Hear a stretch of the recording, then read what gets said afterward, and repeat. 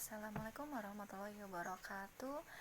Di sini saya akan memenuhi tugas untuk mata kuliah pembelajaran terpadu. Tugasnya adalah presentasi modul 1. Saya akan memperkenalkan diri terlebih dahulu. Saya Rospa Diana, saya dari Pokjar Kota Agung dan UPJJ Banda Lampung. Ya, dalam kesempatan ini saya akan mempresentasikan atau menjelaskan tentang isi dari modul 1 mata kuliah pembelajaran terpadu. Ya, di sini yang pertama sekali untuk judul umumnya adalah prosedur umum pembelajaran terpadu. Kemudian untuk poin pertama ada pengertian pembelajaran terpadu. Terdapat dua istilah secara teoritis yang memiliki hubungan saling terkait dan ketergantungan, yaitu integrated curriculum atau kurikulum terpadu dan integrated learning atau pembelajaran terpadu. Jadi di sini rasional pemaduan antara lain disebabkan oleh beberapa hal sebagai berikut. Yang pertama adalah kebanyakan masalah dan pengalaman. Kemudian yang kedua adalah adanya tuntutan interaksi kolaboratif yang tinggi dalam memecahkan masalah. Kemudian yang ketiga adalah memudahkan anak membuat hubungan antar sesama dan transfer pemahaman antar konteks. Yang keempat adalah efisiensi, dan yang kelima adalah adanya tuntutan keterlibatan anak yang tinggi dalam proses pembelajaran. Kemudian bagian B atau poin selanjutnya adalah karakteristik pembelajaran terpadu. Setelah yang pertama adalah pengertian, sekarang kita masuk ke karakteristik pembelajaran terpadu. Untuk karakteristik yang terdapat pada pembelajaran terpadu diantaranya adalah pembelajaran terpadu berpusat kepada siswa. Jadi pembelajaran kita akan terpusat kepada siswa. Untuk yang kedua, pembelajaran terpadu dapat memberikan pengalaman langsung kepada siswa. Jadi siswa kita akan mendapatkan pengalaman secara langsung. Kemudian yang ketiga adalah dalam pembelajaran terpadu, pemisahan antara mata pelajaran menjadi tidak begitu jelas. Yang keempat adalah pembelajaran terpadu menyajikan konsep-konsep dari berbagai mata pelajaran dalam suatu proses pembelajaran. Kemudian yang kelima adalah pembelajaran terpadu bersifat luas atau fleksibel, sebab guru mengaitkan bahan ajar suatu pelajaran dengan mata pelajaran lainnya. Jadi kita bisa memadukan lebih dari satu mata pelajaran pada saat satu pertemuan. Kemudian yang keenam adalah hasil pembelajaran dapat berkembang sesuai minat dan kebutuhan siswa. Oke, selanjutnya adalah kelebihan pembelajaran terpadu. Di sini ada beberapa kelebihan dari pembelajaran terpadu. Yang pertama diantaranya adalah pengalaman dan kegiatan belajar akan selalu bersifat relevan dengan tingkatan perkembangan siswa. Kemudian yang kedua adalah kegiatan-kegiatan yang dipilih dalam pelaksanaan pembelajaran terpadu sesuai dengan minat dan kebutuhan siswa. Kemudian yang ketiga, seluruh kegiatan belajar semakin bermakna bagi siswa sehingga hasil belajar akan dapat bertahan lebih lama. Kemudian yang keempat adalah pembelajaran terpadu dapat menumbuh kembangkan keterampilan berpikir siswa. Untuk yang kelima, menyajikan kegiatan yang bersifat pragmatis sesuai dengan permasalahan yang sering ditemui siswa. Kemudian landasan-landasan pembelajaran terpadu. Di sini ada beberapa landasan untuk pembelajaran terpadu. Yang pertama sekali di sini ada landasan filosofis. Di sini terdapat 3 aliran yang sangat mempengaruhi pembelajaran terpadu, yaitu yang pertama aliran progresivisme atau yang disebut bahwa proses pembelajaran pada umumnya perlu sekali ditekankan pada pembentukan kreativitas, pemberian sejumlah kegiatan, kemudian suasana alamiah, dan memperhatikan pengalaman siswa. Kemudian yang B, ada aliran konstruktivisme, yaitu melihat pengalaman langsung siswa atau direct experience sebagai kunci dalam pembelajaran. Kemudian yang ketiga di sini adalah aliran humanisme, melihat dari segi keunikannya atau kekhasannya, kemudian potensinya dan motivasi yang dimiliki oleh siswa. Kemudian yang kedua, setelah tadi ada landasan filosofis, kemudian yang kedua ini adalah landasan psikologis. Landasan psikologis ini antara lain pada dasarnya, masing-masing siswa membangun realitasnya sendiri. Kemudian, pikiran seseorang pada dasarnya mempunyai kemampuan untuk mencari pola dan hubungan antara gagasan-gagasan yang ada. Kemudian, yang ketiga, pada dasarnya siswa adalah seorang individu dengan berbagai kemampuan yang dimilikinya dan mempunyai kesempatan untuk berkembang. Kemudian, yang terakhir, keseluruhan perkembangan anak adalah terpadu dan anak melihat dirinya dan sekitarnya secara utuh atau holistik. Kemudian yang ketiga, landasan yang ketiga adalah landasan praktis. Landasan praktis di sini berkaitan dengan kondisi-kondisi nyata yang pada umumnya terjadi dalam proses pembelajaran saat ini. Kemudian landasan praktis yang melandasi pembelajaran terpadu diantaranya adalah perkembangan ilmu pengetahuan begitu cepat sehingga terlalu banyak informasi yang harus dimuat dalam kurikulum.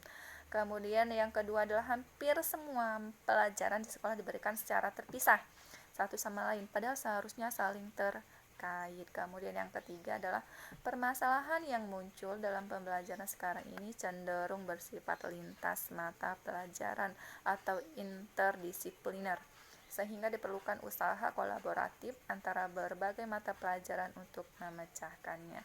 Kemudian selanjutnya ada kesenjangan yang terjadi di antara teori dan praktik. Jadi di sini dapat dipersempit dalam pembelajaran yang dirancang secara terpadu sehingga siswa akan mampu berpikir teoritis dan pada saat yang sama mampu berpikir praktis. Kemudian ada yang terakhir adalah landasan IPTEK.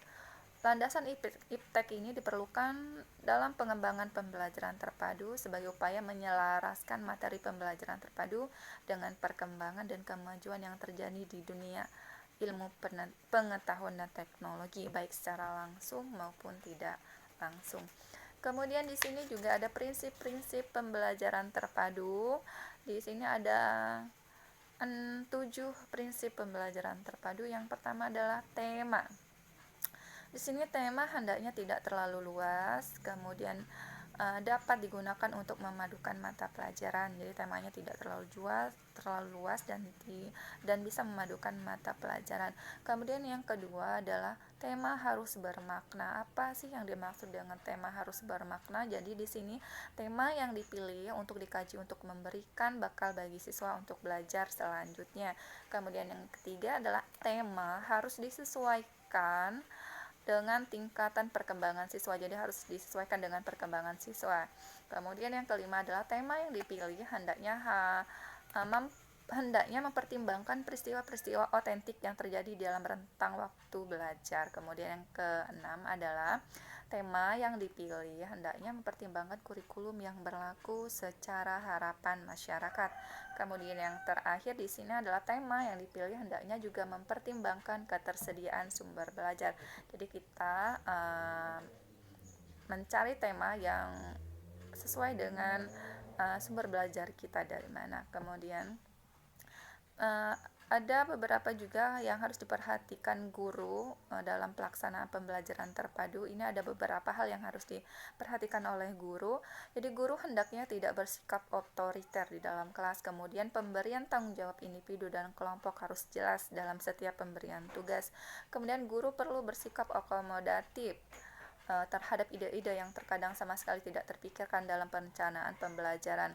Kemudian dalam proses penilaian pembelajaran terpadu, prinsip yang harus diperhatikan antara lain memberikan kesempatan siswa untuk melakukan penilaian diri. Kemudian yang kedua, guru perlu mengajak siswa untuk menilai perolehan belajar yang telah dicapai berdasarkan kriteria keberhasilan pencapaian tujuan atau kompetensi yang telah disepakati. Kemudian yang selanjutnya di sini ada manfaat pembelajaran terpadu. Ada beberapa manfaat pembelajaran terpadu. Yang di sini adalah dengan menggabungkan berbagai mata pelajaran akan terjadi penghematan karena tumpang tindih materi dapat dikurangi bahkan dihilangkan. Kemudian yang kedua, siswa dapat melihat hubungan-hubungan yang bermakna sebab materi pembelajaran lebih berperan sebagai sarana atau alat. Kemudian manfaat yang ketiga adalah meningkatkan taraf kecakapan berpikir siswa. Selanjutnya, kemungkinan pembelajaran yang terpotong-potong sedikit sekali terjadi dan memberikan penerapan-penerapan dunia nyata. Kemudian selanjutnya, pemaduan pembelajaran antar mata pelajaran diharapkan penguasaan materi pembelajaran akan semakin baik dan meningkat. Selanjutnya, pengalaman belajar antar mata pelajaran sangat positif untuk membentuk pendekatan menyeluruh. Dan yang selanjutnya, motivasi belajar dapat diperbaiki dan ditingkatkan dalam pembelajaran antar mata pelajaran. Kemudian, membantu menciptakan struktur kognitif dan pengetahuan awal siswa. Kemudian di sini juga terjadi kerjasama yang lebih meningkat antara para guru, para siswa, guru dan siswa-siswa atau narasumber lainnya. Kemudian beralih ke materi selanjutnya adalah model-model pembelajaran terpadu. Ada beberapa model pembelajaran terpadu. Yang pertama adalah model penggalan atau fragment. Jadi di sini ada model penggalan atau fragment. Model ini terbatas pada satu mata pelajaran. Model ini mempunyai kelebihan, yaitu siswa mampu menguasai secara penuh suatu kemampuan tertentu untuk tiap mata pelajaran. Kemudian yang kedua, ada model keterhubungan atau yang disebut dengan connect. Kelebihan dari model connect ini adalah adanya hubungan antar ide-ide dalam satu mata pelajaran. Kemudian yang ketiga adalah model sarang atau nest. Pemaduan berbagai bentuk penguasaan konsep keterampilan melalui sebuah kegiatan pembelajaran. Kemudian yang keempat, ada model urutan atau rangkaian, sequence. Pemanduan topik-topik antar mata pelajaran yang berbeda secara paralel. Kelebihannya yaitu dengan menyusun kembali urutan topik, bagian dari unit, guru dapat mengutamakan prioritas kurikulum daripada hanya mengikuti urutan yang dibuat penulis dalam buku teks dan membantu siswa memahami isi pembelajaran dengan lebih kuat dan bermakna. Yang kelima ada model bagian atau share. Kelebihannya yaitu mudah dalam menggunakannya sebagai langkah awal maju penuh menuju model terpadu yang mencakup 4 disiplin ilmu. Dengan menggabungkan disiplin ilmu serupa yang saling tumpang tindih ini akan memungkinkan mempelajari konsep yang lebih dalam. Kemudian yang keenam ini ada model jaring laba-laba atau web. Pendekatan jaring laba-laba dalam mengintegrasikan kurikulum adalah faktor motivasi sebagai bentuk seleksi tema yang menarik perhatian paling besar. Faktor motivasi siswa juga dapat berkembang karena adanya pemilihan tema yang didasarkan pada minat siswa. Kemudian yang ketujuh adalah model galur atau thread. Kelebihan model ini antara lain konsep berputar-putar sekitar kurikulum yang menekankan pada perilaku metakognitif, materi untuk tiap mata pelajaran yang tetap murni, dan siswa dapat belajar bagaimana seharusnya belajar di masa yang akan datang sesuai dengan laju perkembangan era globalisasi. Kemudian kedelapan ada model keterpaduan atau integrate. Di sini kelebihan dari model ini yaitu siswa saling mengaitkan, saling menghubungkan di antara macam-macam bagian dari mata pelajaran. Kemudian yang ke-9 adalah model celupan atau immerse. Ini kelebihan dari model ini adalah setiap siswa mempunyai ketertarikan mata pelajaran yang berbeda, maka secara tidak langsung siswa lain akan belajar dengan siswa lainnya. Kemudian yang ke-10 ada model jaringan atau network. Jadi di sini model pemaduan pembelajaran yang mengandaikan kemungkinan pengubahan konsepsi, bentuk pemecahan masalah maupun tuntutan untuk keterampilan baru setelah siswa mengadakan studi lapangan dalam situasi, kondisi maupun konteks yang berbeda-beda. Kelebihan dari model ini adalah siswa memperluas wawasan pengetahuan pada satu atau dua pelajaran secara dalam dan sempit sasarannya. Jadi dalam pembelajaran terpadu ini ada beberapa model, ada 10 model pembelajaran di dalamnya. Kemudian model pembelajaran terpadu di sekolah dasar. Model pembelajaran terpadu di sekolah dasar ini ada 3 model pembelajaran terpadu yang paling cocok untuk diterapkan di sekolah dasar. Yang pertama adalah model jaring laba-laba atau web. Model jaring laba-laba. Model jaring laba-laba adalah model pembelajaran terpadu yang menggunakan pendekatan tematik. Jadi, kekuatan pembelajaran terpadu model jaring laba-laba ini adalah adanya faktor motivasional yang dihasilkan dari menyeleksi tema yang sangat diminati. Kemudian model jaring laba-laba ini relatif lebih mudah untuk dilakukan oleh guru yang belum berpengalaman. Kemudian yang ketiga, model ini mempermudah perencanaan kerja tim untuk mengembangkan tema ke dalam semua bidang isi pelajaran.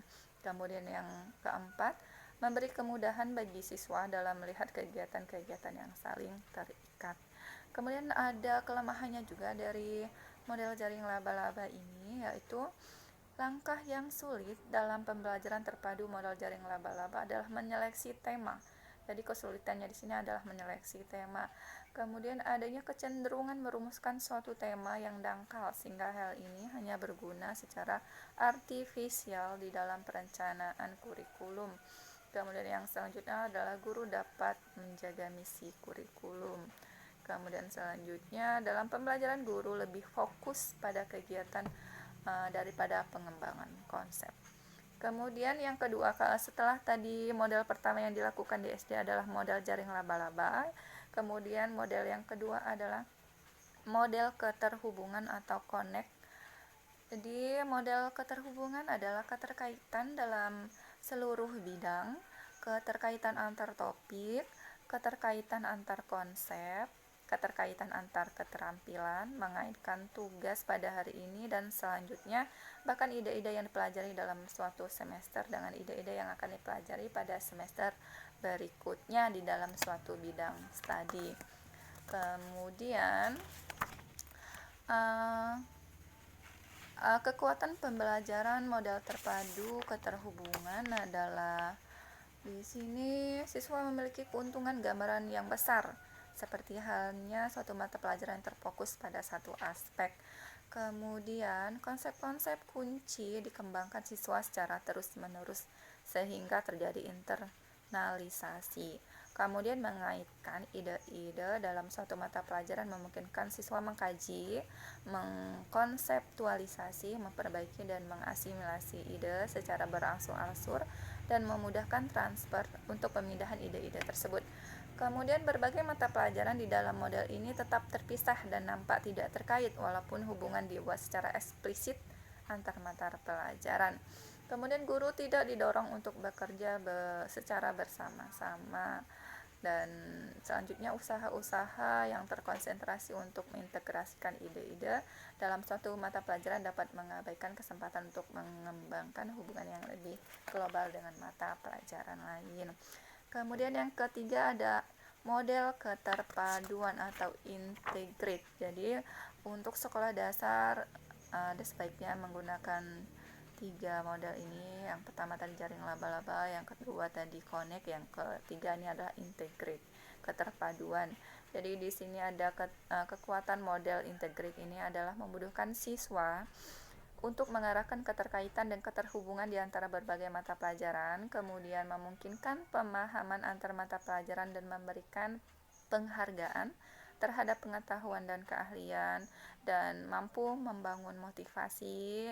Kemudian kalau tadi adalah kelebihannya, sekarang adalah kelemahannya. Kelemahannya adalah model yang sangat sulit diterapkan secara penuh.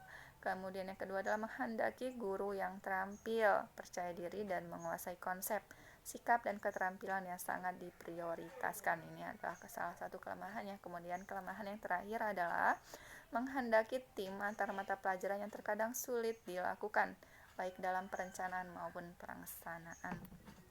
Baiklah, itu tadi presentasi saya terkait modul 1 mata kuliah pembelajaran terpadu. Saya akhiri.